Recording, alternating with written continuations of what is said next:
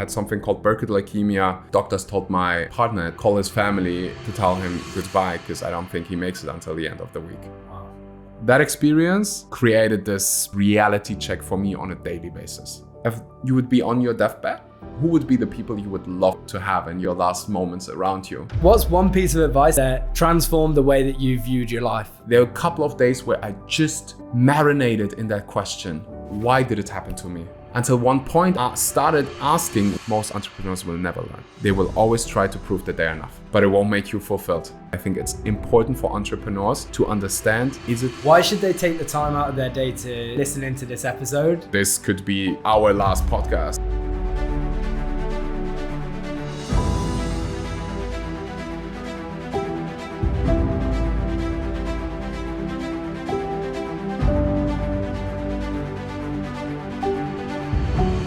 All right, Axel, thank you so much for coming on. Appreciate having you here, man.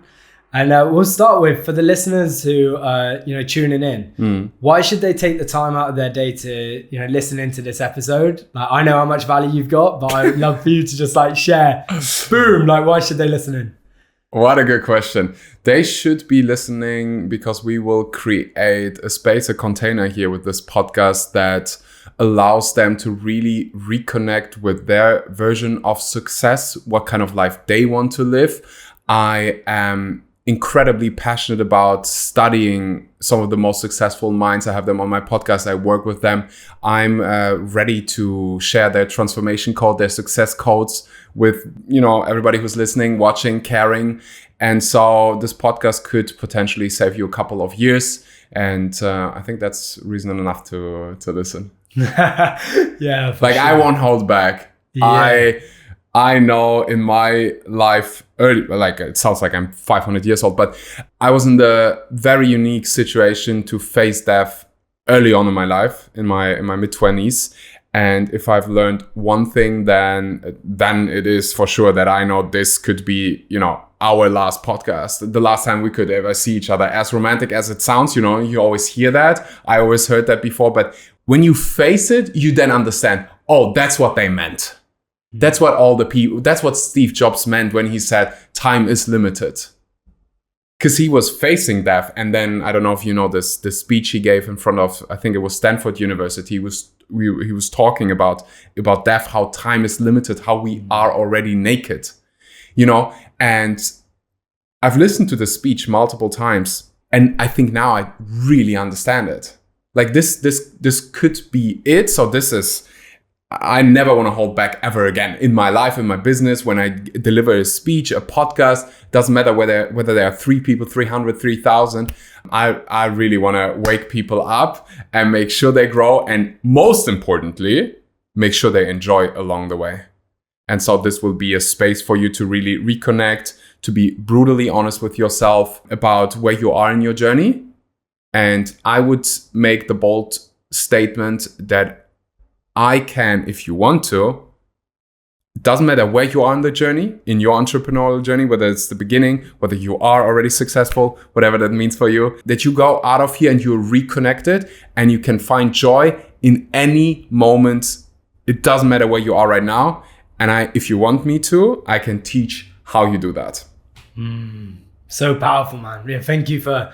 we're creating this container to step in and move in and allow someone to really feel that transformation. And what landed there was that perspective of death and how when we play all out, let's play all out. And that's what we're going to do today and give our all.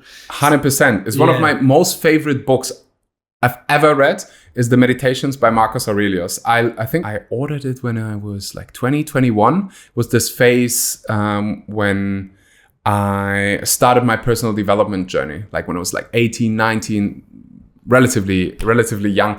And I would order every single book I could find on personal development. I would Google, back then there was no AI, ChatGPT whatsoever. I would just Google what are the best books in personal development that I should read. And I read this book, The Meditations, highly recommended to everybody here. It's 2,000 years old, maybe even older. But those teachings, when I read it for the first time, I'm like, wait a second. So you're telling me time is limited. And at some point, all of this is over and you're telling me that I can't take the money, the car, the house with me into my next life? It sounds absolutely ridiculous when you share that out loud, but many of us don't ever actually think about death. Most people do not understand that you can't take your possessions from this life to the next one. And I kid you not, there are even people who've tried that. You know, like in kingdoms, I'm a big history guy. There were people actually thinking, oh my gosh, bury me, but with all of my jewelry, with all of my money. Maybe I can take it to the next life. And then they checked, you know, it kind of all stays here. So is it really about just accumulating more things? Is it really about stressing yourself until you're 67 to then go travel, to then go enjoy? Or is it about something else? You know, when you stepped in and you experienced like that near-death, well, potentially near-death experience on your personal journey, like what did you learn like about what we're discussing here with death throughout that experience? And would you be open to sharing that with the listeners? I would say I had multiple near-death experiences in my life, at least what it felt like.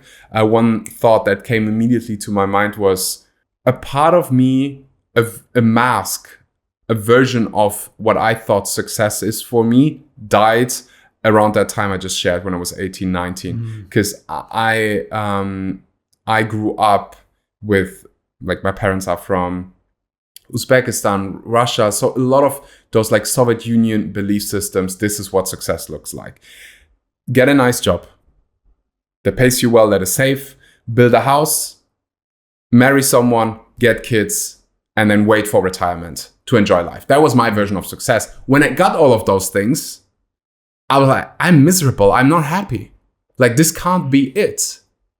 And so that version died inside of me. I'm like, this has been a lie. This has been someone else's version of life. So that needed to die, and it did.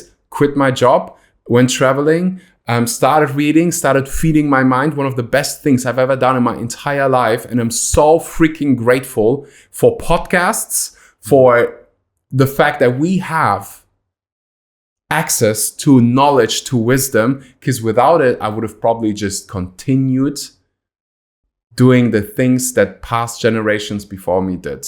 And I would have probably passed on the same traumas. But I found people like Jim Rohn, who used to say, feed your mind every day for at least 30 minutes. Just do that. And I'm like, okay, I can do 30 minutes. I can do 30 minutes of reading every day.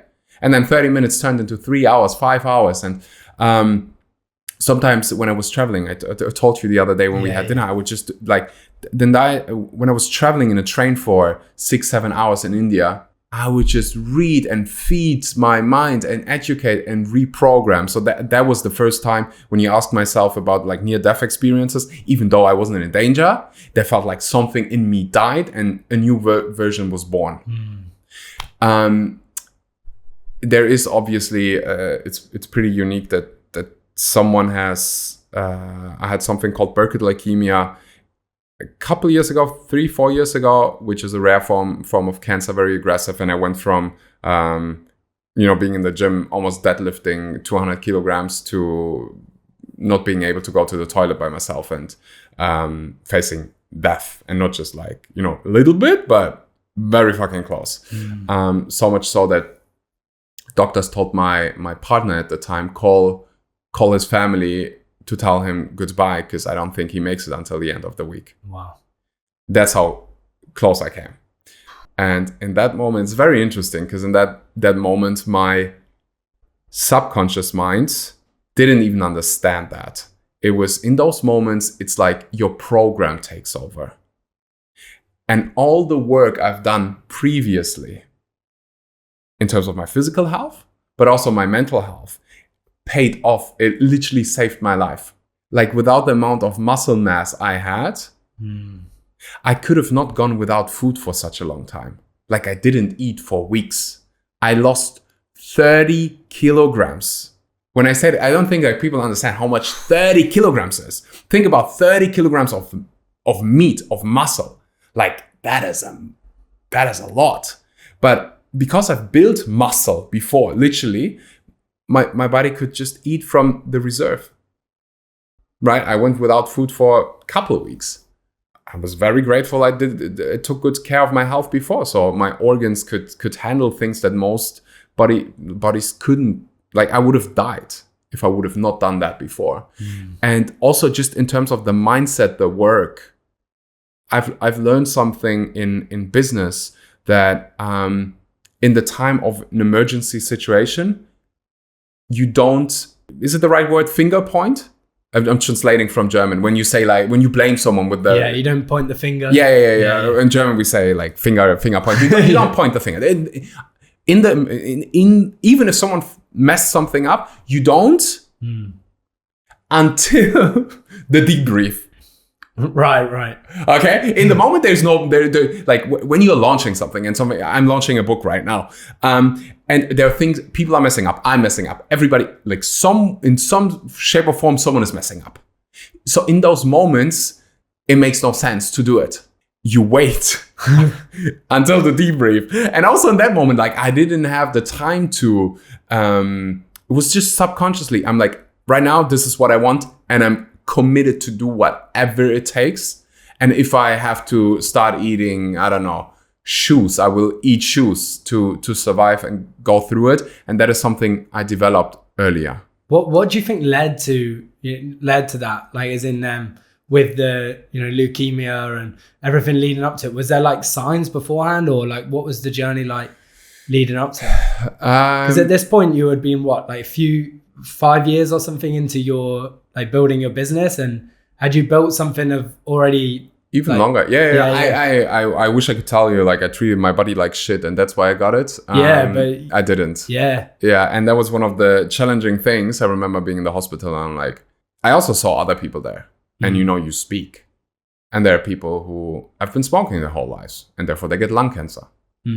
It's like nobody's surprised. Yeah. Including the patient. Is like, like there's no big surprise. Yeah, like, of course. When you then see a 20-year-old who, it's not that I treated my body perfectly, but I didn't drink. I quit alcohol relatively early. I was eating fairly healthy, maybe a bit too much protein and a bit too much heavy lifting, like CrossFit to the like to points when your body says you stop and you just keep going. There's also, there's too much of everything. And I did that sometimes. But overall, I would say compared to the average person, I was living very healthily. Like I was taking good care of my health. I don't think that's what I, based on how I know how I treated my body. I slept a lot. I didn't have a stressful life. I had a successful business. I love what I do. It's not the case that I was just grinding like there's no tomorrow, and therefore I got this as a byproduct, which made it even harder. Because when I'm smoking and therefore this happens, you can stop smoking. Yeah, of course. Right? I asked doctors this question. I'm like, why did this happen to me? And they're like, in German we say persönliches Pech. We say PP. It's like PP, but sounds weird in English. It basically describes the phenomenon that sometimes things just happen and it's up for you to elaborate why, to evaluate why. I remember this one conversation I had with a doctor. She's like, well, what do you think I'm telling little kids who tell me, why did this happen? Why did I get leukemia? Or why did I get cancer?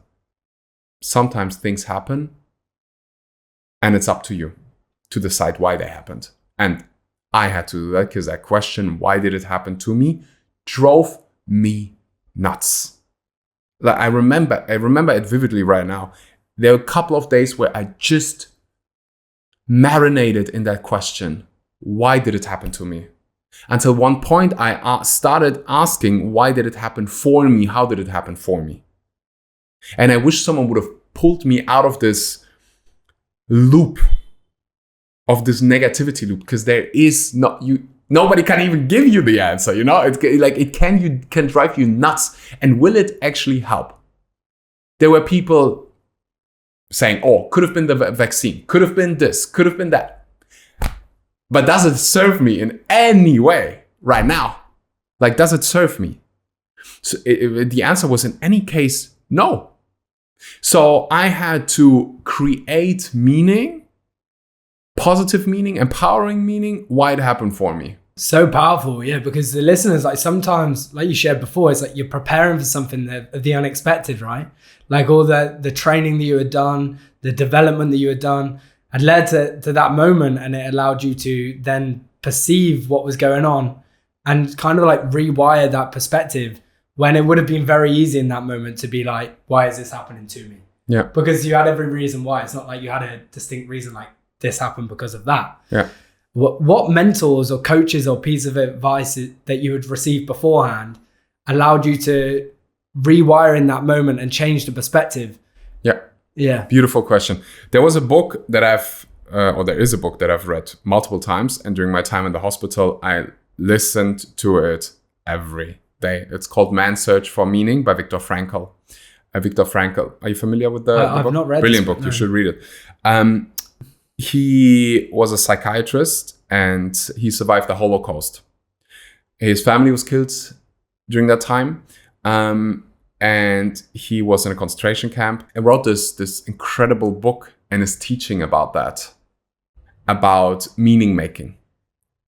And for me during that time, it was so inspiring and it was just in my head, if he can find empowering meaning in something so unfair and so devastating, so can I, so can we, so can everybody.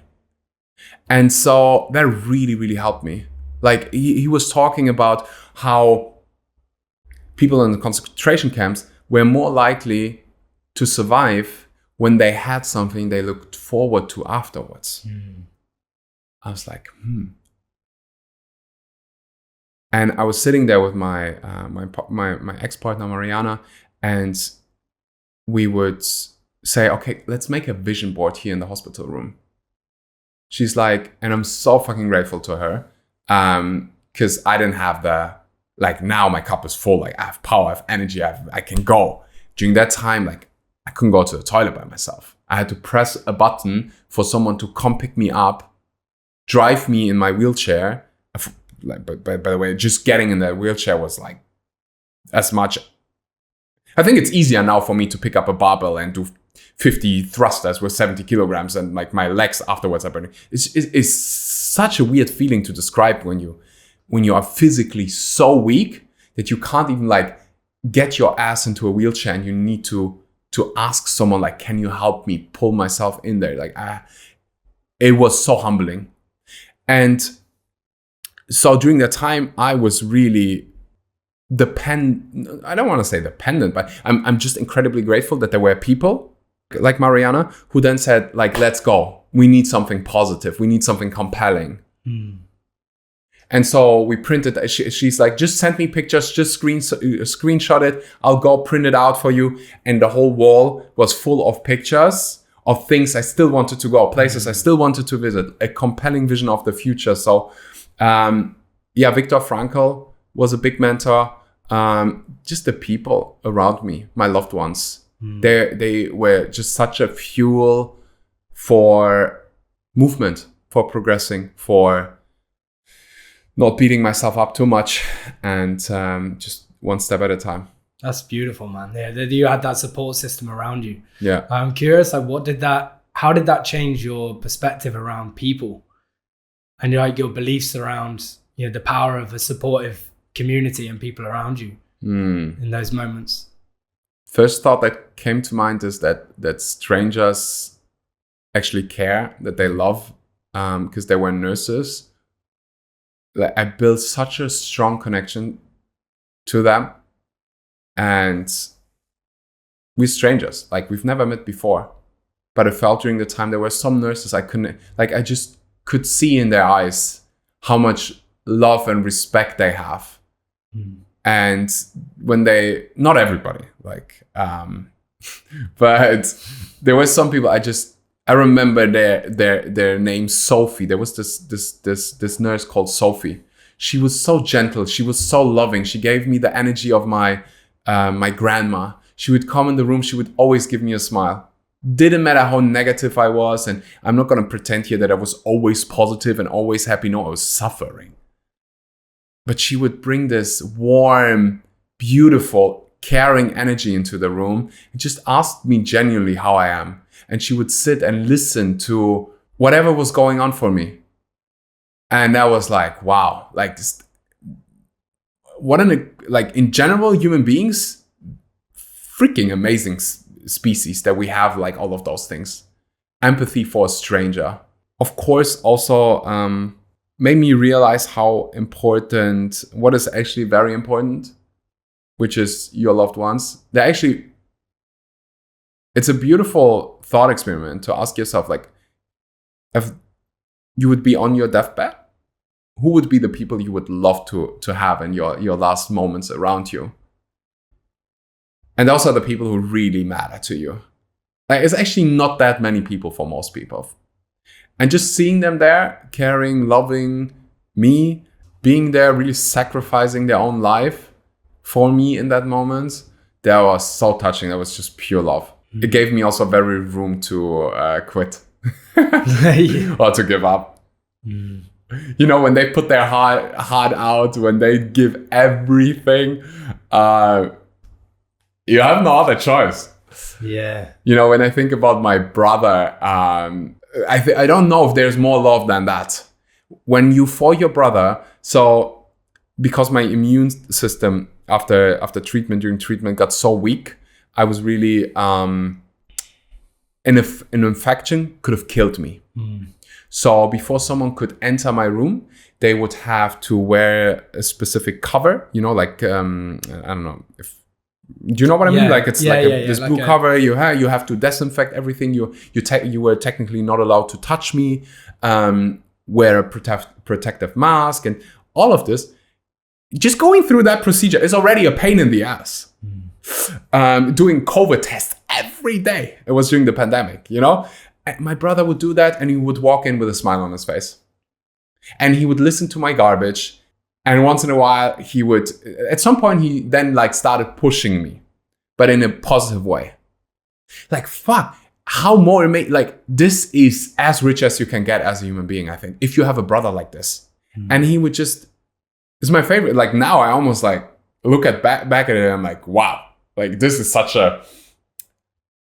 it's like a love letter, but in real life with action. And it just showed me, to answer your question, it just showed me how much love strangers can have and how important it is to actually connect with the people who really matter.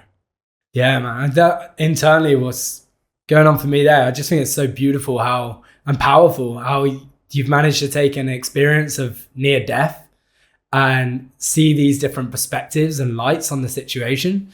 And I resonate because actually it would have been a similar time during COVID. My dad got diagnosed with cancer, and there was moments where I thought he was just I thought it was it. I remember going home one day and he was there and he was sat on the sofa and he could hardly move, and he just looked like fragile, you know, and just like he looked like he just lost his power and everything about it. And I just remember those moments having the thoughts, I suppose, in a different seat where it's like a family member and then, you know, this is happening.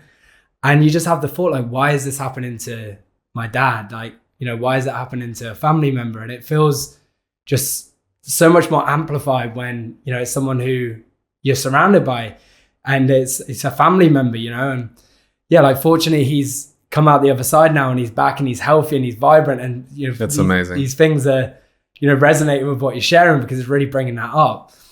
But yeah, I just think how you're able to view this in a lens and from a perspective of seeing the good in people and seeing the love in people and seeing how this has transformed, you know, your life. I just think it's a testament to you and the work that you've done, you know, because it's so powerful. And how are you now taking this experience and then sharing that with the world so that they can also transform, obviously through moments like this. But I'm curious how you're using, you know, your this story in your journey to show other people the power that they have inside of them. Well, I wrote a book about it. Which is coming very soon. Which is coming out again. Good that you mentioned it. And it's funny, the story about me writing a book started with my brother. He came in, like, as I just said, I wasn't always positive during those days. Like, it felt like I couldn't believe what just happened. Like, and it was funny because once I got better physically, then my brain had the time to process what actually just happened. Because before that, I was drugged so heavily that I couldn't comprehend, which was good. But then I'm like, oh my gosh, fuck. And I remember just crying for hours. I couldn't stop. I couldn't even give you a reason why I'm crying. But there were like 3-4 hours I was just sobbing. Once I got better. I was at the intensive care unit. Once I got to the like normal station because I got better, I would just sob. I couldn't stop. Like I was just sobbing. I guess it was my body. Good for like every man also to hear. I guess it was just my body processing all of the trauma, everything that just happened. And I remember nurses coming like, "Do you want us to give you something so it's you stop feeling so emotional?" I'm like, no, I don't. Because early on, I'm like, I'm really happy I did this work. I'm like, hey, this is actually a way. There's a reason why men can cry. Like it's good. It helps us. I'm just sharing that to make clear to everybody who's going through something similar. I wasn't always positive. I was suffering. It was incredibly challenging and it's difficult. And I don't think you should beat yourself up when you have negative thoughts, when you feel like shit and you just want to complain. At some point, I just started shifting. So, and that's why I wrote this book. My brother came into the hospital room. He brought a college blog and he said like, I think you should write a book about this. And I'm like, yeah, sure. But not now. And I didn't. During that time, I spend a lot of time just doing the things that I usually wouldn't have time for to do, like watching best tennis matches of all time. You know, like when do you take so much? Like now I wouldn't just sit there and watch 4 hours of tennis matches. So at some point then later when my cup was full again, I decided to write a book. For a long time, I didn't share anything about the story because I didn't feel good about it. Because I didn't process it fully yet. And then I think like 2 years afterwards, I started sharing. I knew it would help people, but I knew I also needed to feel comfortable and it needed to come from this place of, I want to give and I'm good. My cup is full. And it took a while until it was full again. So yeah, I'm sharing it on like through my book, which was really challenging but beautiful process to write. Podcasts and in my day-to-day life, it gives me so much perspective. Have you watched Inception? Yes. The movie? Yeah, amazing movie. The little thing that they use to see what's reality and what's not? Yeah. What is it called? Do you know? I'm not sure what it's called, but the one where they spin, we'll call it a spinner. Yeah. And then they spin it. They spin it so that they know what is real. Are they still dreaming or are they actually in reality? Yeah. And so this experience is my spinner. Because, sometimes I forget what really matters. And I have those pictures, I have those stories, I have the book, and I'm like, oh, okay. Actually, you know what? That doesn't matter at all. Really, this is not important. And also like in the way of how I do life, of how I live, now it's more from this perspective. In this body, I have one life, might as well have fun. And I strongly disagree with all of this grind the whole day, suffer, wait until you're 67 to enjoy your life. Because the truth, very honest truth is we all don't know how much time we have. Nobody knows. You think you know, but you don't. So have a good time in the meanwhile. That experience created this spinner, this reality check for me on a daily basis. So when I drift away, I can go back to, oh, okay, this is it. This is what really matters. For the listeners who are, intrigued about your book, I know it's coming soon. So if you could give some of maybe like a couple of the big takeaways out of the books as a gift to the listeners while they're listening, that would be amazing. It's a beautiful question. Let me think what I've maybe not shared before. All right, I have one story. It's maybe, did you ask for the biggest one, or do you ask just for any? Let's go for one which is not being shared before. So okay, and it's something you don't hear often. Okay, I have one chapter in the book that is about triggers and how someone triggering saved my life. Because I don't know how it is for you in your reality, but for me, I see a lot of no trigger culture, meaning trying to, avoid anything that could be triggering and then saying, oh, this person triggered me, so I don't talk to this person anymore. Or this post was so triggering, I'm going to follow this person and tell the person I just unfollowed you because it was so triggering. So we live in this culture where a lot of people have the expectation everybody should be like them. And nobody should ever say anything triggering. I think we just got really soft in that sense. And I'm sharing this story of a military nurse, one of the darkest days of this military nurse coming into the room, intensive care unit. And she just spoke to my lovely brother, very good looking, charming brother. He's listening to this, so I'm giving him compliments. He gets always uncomfortable when I say that, when I do that. No, he's very good looking. He looks like me. We look very similar. He's just half my size. Anyways, he's just half my size. Half my size and way nicer. He is one of the people, he can speak to anybody and have an amazing conversation. He is like, do you know those kind of people who always somehow end up being in a long conversation with anybody and they find something to agree and talk about and just so sweet and kind? That's my brother. So my brother, of course, he had to have a conversation with this military nurse, right? And he showed him a couple of pictures. He's a very proud brother of me, my body, my physique, my work. So this nurse comes into the room and she asks me, well, your brother showed me a couple of pictures of you. You were in great shape. I'm like, yeah. And she's like, what did you do to get in such good shape? Were you always in such good shape? I was like, well, I exercised every day. And she's like, interesting. And how's it going now? I'm very miserable, to be honest. She's like, interesting. So do you want to change that? And it takes a lot of guts for her to do that. It would have been much easier for her to just like give me pity. And I was slowly but surely seeing where she was going with this. I was like, well, of course I want to change. She's like, And so what would you tell someone who's in a coaching with you, in a coaching container? I was like, oh, fuck it. Well, I would tell this person that we need to focus on what we can control the controllable. And if you can't do a full-on squat, what is something that you can do? Like if you can't squat, can you do glute bridges? And she knew I could because that was my way of going to the toilet. Like during that time, I couldn't even get into a wheelchair. So they would have to bring this little metal thing. I'm not going to share the details because it's,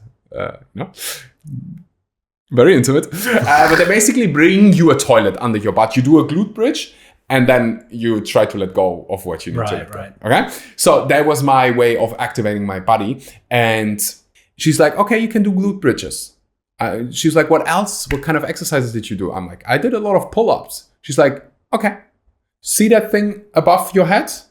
You know, on hospital beds, they have those things where you can pull yourself up. Pull yourself up 10 times a day. And she would share with me exercises I can do in the bed. It was the moment she left the room, I was still triggered. I'm so fucking grateful for this military nurse who triggered the shit out of me. She helped me so much in my recovery and my journey. So I want people to have this mindset of, hey, when something triggers you, don't run away from it. Do an honest reality check of what is the truth. Was she triggering? Yes. Was it actually helpful advice? Yes. So triggers aren't necessarily something bad in your life. If your partner, perhaps your partner triggers you. If your partner, your loved ones trigger you, it's nothing to run away from. It's something to look at. It triggers often an unmet expectation. And in triggers, there is so much growth waiting for you when you allow it, when you do what most people are terrified of, which is taking self-responsibility and not living in this victim mindset of like, the world shouldn't be so triggering. They shouldn't say this. But you build this belief system of, hey, a trigger is nothing more than an unmet expectation. And it's also okay if someone says something that I don't agree with necessarily. Can I still, even if it triggers me, can I still learn something from this? Is there still some beauty behind that? That is a chapter I haven't really spoken about. And I think it's actually one of the most powerful ones. And it changed a lot also in the way I communicate, in the way I coach. Early on during my career, I tried to please everybody. I tried to be the nice guy, always. And you need a level of that to reach people. But unless you speak out the truth, even if it's hurtful, even if it's triggering, very little change is going to happen. Imagine the military nurse would have been another nurse who would just say like, oh, I'm so sorry you're going through this and it's so horrible and like many nurses did. Great. But it took this military nurse for me to give myself a very honest evaluation of what's going to happen if I don't take action. If I just marinate in this bed. Incredible. Thank you so much for sharing that. Yeah, and speaking, like the thing that was coming up there is like the trigger is a triumph. Yeah, it's like when you notice that trigger in the moment, it's like in the moment it's hard to take. Yeah. Yeah, actually you needed that to be able to step into and to transform. Yeah, so for the listeners listening in, it's like really noticing what is something that's reoccurringly triggering you. Yeah. And actually being like, right, this is a mirror for me to then ease into and be like, right, this is a growth opportunity. Yes. Yeah. Like when it triggers you, when if someone speaks about money and you feel uncomfortable, you feel triggered by it. This is the biggest growth opportunity, like you just said, in your entire fucking life to really look at it. But autopilot is like, oh, they shouldn't say that. It shouldn't. That's one way of living life. Awesome. Well, thank you for sharing. That's like a secret insight off the back of the book of like one chapter of what's to come as well. So yeah, really excited for that to be released and to come out. And you're on that journey as well. Which countries are you going to for your launch again? You shared India, US, Canada, UK, Germany. We do an Asia tour, maybe Australia. That's not 100% sure yet, but plenty of places. I don't know when the podcast is coming out, but the book is available for pre-orders 8th of August, which is tomorrow. And then the actual launch of the book will be 11th of November, 11/11. Very easy to remember. Yeah. Nice. Yeah, so excited for that to come out and to be shared with the world. It's like people need to hear that, right? It's like even when you're on this growth journey, to be remembered and reminded that actually, hey, it's great to look at your triggers. Yeah. Like they're growth opportunities. Yeah. So that shares, awesome. Yeah. And the other path which was looking to go down and which we can circle back around to now was you shared about the freedom piece and that like anti-hustle culture. Yeah. Like how have you managed to set your life up in a way that's aligned with freedom and the way that you want to live it, while also creating the financial wealth and all of that side of things inside of your business? Yeah. Really important for me to mention when I say I'm anti-hustle culture, that doesn't mean I'm afraid of work and I'm afraid of doing whatever it takes to achieve a certain scenario. right now with the book launch, for example, I'm not afraid. I'm willing to do whatever it takes, as long as it's legal, and as long as I'm not sacrificing my own health. Those are my only playing rules. I'm not sacrificing my health. I'm not sleeping 2 hours or whatsoever. I'm not doing that. Like, I always take care. It doesn't matter how busy it gets. I take care of my health. Biggest priority. I mean, with this whole hustle culture, and I see a couple of thought leaders posting about that. Like, I read a post yesterday by Alex Hormozy, actually someone who I really respect for his teachings. He's incredible, the amount of value he gives away. But this whole like, just lock yourself into a room. I think it is like a common thing now for some entrepreneurs to use nicotine to stay focused. Drink an excessive amount or even supplement with caffeine and just work all day and take souls. Like that became a thing. I don't know if it's your truth, if that is an extraordinary life for you, if that's a beautiful life for you. Go do it. I would say for most people, it's not cool, it's not desirable to spend 12 hours behind a laptop per day.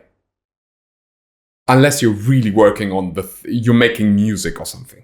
Like, I haven't met many people who actually want to do that, who actually want to sit every evening until 11 p.m. in some co-working cafe having 5 matcha lattes.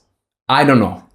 So that is what I mean with like, do you really want to hustle and grind? Like, the words already bring this feeling of like you have to do something, and like you're somewhat suffering. I believe that even early on in your journey, if you're building a business, build a business that is fun. Build something, pick a job that brings you actually joy. And I have massive problems with this whole sleep when you're dead and work more culture.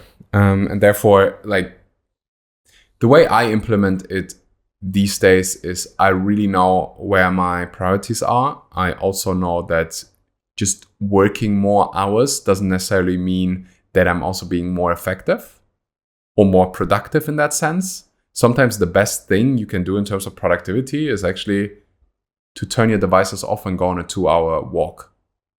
Because productivity doesn't come from 5 hours Zoom calls. Productivity comes and creativity comes from going on a walk in nature, from meditating, from exercising, from going on a run, for spending some time alone, quiet time. So for me, I know, I can sit there working 15 hours per day in front of a screen. I could, but I also know the most potent work will happen when I actually feel good. And I think many entrepreneurs underestimate that, how important it is that they actually feel good. Not just for their personal life, but also for business. Yeah, too right. Really resonates what you've shared there. And yeah, it's important for someone to tune in. And that piece where you shared, if that's what someone truly wants, to live like that, and that feels in alignment and like 100%, this is the way I need, sure. But if not, then tune into what is actually true for you. Yeah. You know, what is actually in alignment for you, and then build a life around that. Yeah. It's such a powerful and also empowering thing to share, so someone can really take on board. And everyone's individual, everyone's unique in a way, you know, with the way that they want to live their life. So yeah, I think that's a really powerful and empowering thing to share. Yeah, I hope I communicated that well. I still mean, like, take action. Don't just be do. I mean, you have mostly entrepreneurs listening here. Don't do hope marketing. I just went to the barber before this podcast, and I just wanted to get my beard trimmed, and I walked by a place, and I'm like, they don't have a long lane of people, and they had somewhat good reviews. Let me just go here. And I walk into the studio, into the barber shop, and nobody's there. No clients whatsoever. It's just empty. And there are 2 guys sitting there on their phones, scrolling. And I'm like, well, that's interesting. So they have no clients. I'm not judging, I'm just here as a customer, but it was just interesting for me to witness that, because I know many people do that with their online businesses. No customers, and you guys are scrolling on your phone. How about instead of just sitting here hoping, you go out and make some action and give people reasons to come to you? Like, I'm still someone who loves to take action and not waste my time, but always in alignment of how you want to live your life, and what is actually a beautiful life, a beautiful business on your terms and not somebody else's. And I think many entrepreneurs do that. We all have this fear of not being enough. That's what we share. And many people have been given many reasons in their childhood why they are not enough. So they are trying to prove that they're enough with their businesses, with their art. And basically, I once heard this beautiful story, or not beautiful, but true story about how many people who didn't receive or didn't have anybody clapping for them in their childhood try to get the clapping in when they're adults, with their businesses, with being an actor, model, until they realize, actually, as a human being, you don't have to do much to be enough, to get, like, whether you do something or you don't do something, the people who really love you, they clap for you either way. Like, if you really truly think about that. I'm going a bit off topic, but I think it's important for entrepreneurs, including me, everybody, to understand, is your work coming from a space of, it is not enough, therefore I work more? Or it is already enough and I'm here to serve? It's one of the most powerful, early on when the podcast started, I said, I'm not going to hold back. This lesson, most people will never learn. Most entrepreneurs will never learn. They will always try to prove that they're enough. It's one reason why they're successful, but it won't make you fulfilled. You can be incredibly successful in terms of money, revenue, clients, yada, yada, yada. But being fulfilled, you will know this, is a whole different theme, is a whole different story. So I would say in your work-life balance, work-life integration, make sure you're doing both. Yes, you're successful, but make sure you're fulfilled. Otherwise, you're going to regret it. What's one piece of advice that you received that transformed the way that you viewed your life? I'm going to say, I'm going to give you an answer I've never shared before, because otherwise it will get boring for my audience as well to always listen to the same thing. One thing that just came up was, you've always been enough. I went to this teacher training and we did something called Gestalt therapy. Someone else, my mom passed away shortly after I was born, and someone else was basically mirroring the energy of my mother. And she said, all I want you to know is you've always been enough. You don't need to do anything. You don't need to work. You don't need to do anything to prove that. You've always been enough. And that if I want people to walk away with understanding that. And really understanding it. Because it's a simple teaching, but it's not easy to actually embody and understand. Pick the person that loves you the most. And really even have a conversation if you can. Ask them, what do I have to do to earn your love? What do I have to do for you to be enough? They will tell you fucking nothing. Like, I loved you since, like, if I ask my mother, even though she's not alive anymore, I can tell you what she would tell you. She would tell you, like, I loved you when you shit your pants. Like, you don't have to do anything. Yeah. So that would be my answer. The best piece I've ever received. Wow. Yeah, and that's something to reflect on and tune into and be with and sit with.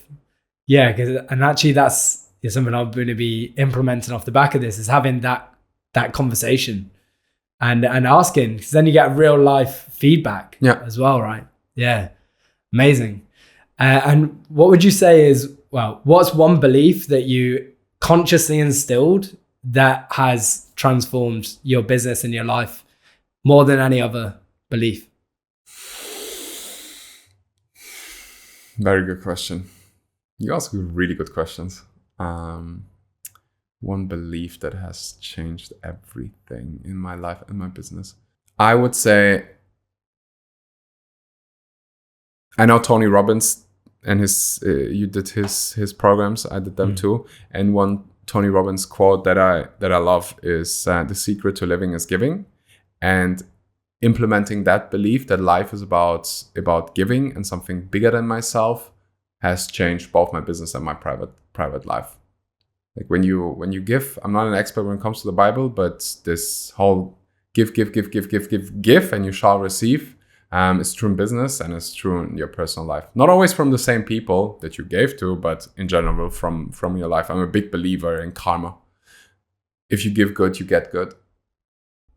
Secret to living is given. Yeah, awesome, man. Yeah, I appreciate you. And the final bit of the show is we have like a vault section where inside of the vault, we started with some mystery messages, and then each guest leaves a message for future guests. So you may receive a message from like a previous guest or a mystery message. We can reflect on that. And then if you're open, you can then leave a message for a future guest as well. So yeah, you up for it? Yeah, definitely. All right, amazing. Can I say from who it is? Sure. Charlene, I guess. Charlene. No matter what happens to you in life, please don't close off that beautiful heart.